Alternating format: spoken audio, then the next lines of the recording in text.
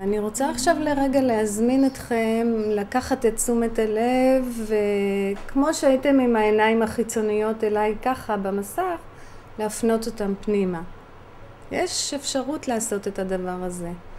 להתבונן פנימה ורק לשים לב, אז מה קורה שם עכשיו בגוף?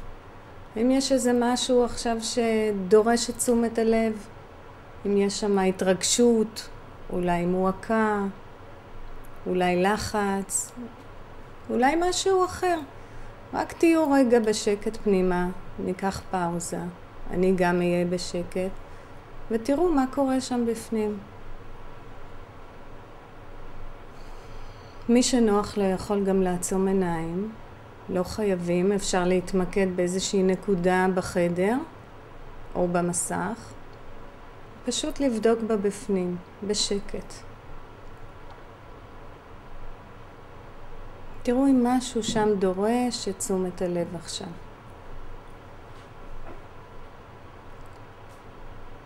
ואם אתם מצליחים למצוא, תהיו שם בנוכחות, בסקרנות, כמו חוקר שגילה משהו חדש עכשיו. ורוצה להבין, אז מה זה שם בדיוק הדבר הזה שעכשיו התגלה לי? ותחכו ותראו אם יש שם משהו, איזה תחושה יש שם, אם משהו בתחושה השתנה רק מלהיות בנוכחות עם זה, בשקט, בלי לשפוט את זה, בלי לכעוס על זה, בלי לבקר את זה, בסקרנות והתעניינות. תוכלו לרשום את זה לעצמכם אם בא משהו, אם השתנה משהו. אז זה היה תרגיל קטן שעשינו של הפניית תשומת הלב פנימה.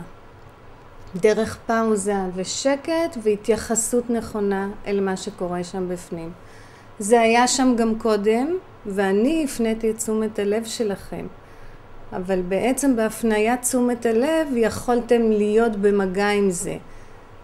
בהתמקדות אנחנו אומרים שזה ליצור מערכת יחסים עם עצמי, לראות מה קורה שם ולעבוד עם זה.